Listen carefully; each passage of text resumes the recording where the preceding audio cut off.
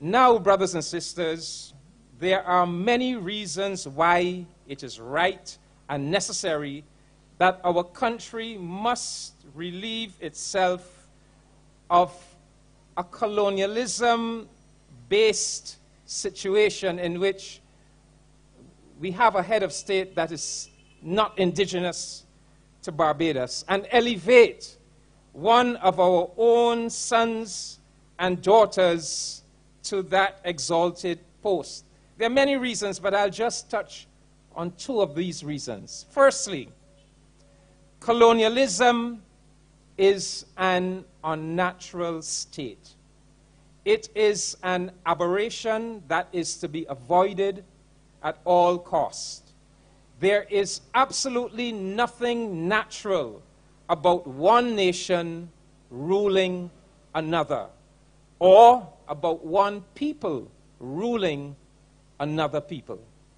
There is also nothing natural about any nation having a head of state who is a native and a citizen of a different nation, of another nation.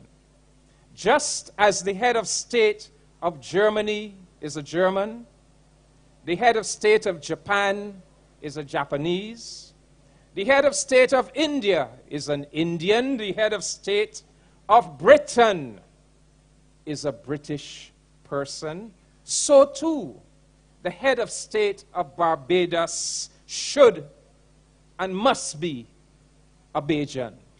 It's really as simple as that.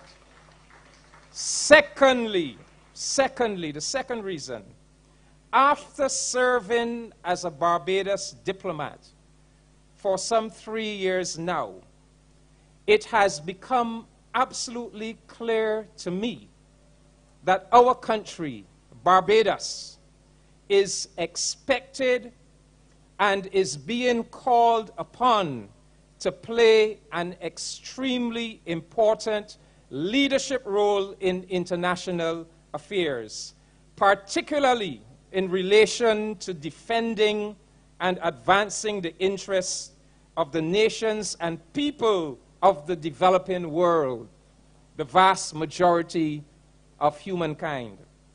In fact, both of the Caribbean countries that are represented here this evening, the two Caribbean countries that share the 26th of July as their Revolutionary Day, Barbados and Cuba, both of these countries are expected and are being called upon more and more to play important international leadership roles. Let us recall in passing that it was on the 26th of July, 1953, that the late, great Fidel Castro started the Cuban Revolution with an armed assault on Batista's military fortress known as the Moncada Barracks.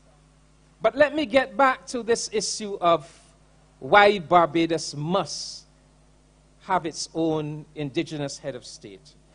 It is utterly incongruous for Barbados to be stepping forward on the world stage as a leader of a community of nations that were all former colonies, while at the same time Barbados holds on to the monarch of its former colonial master as its head of state. It doesn't look right.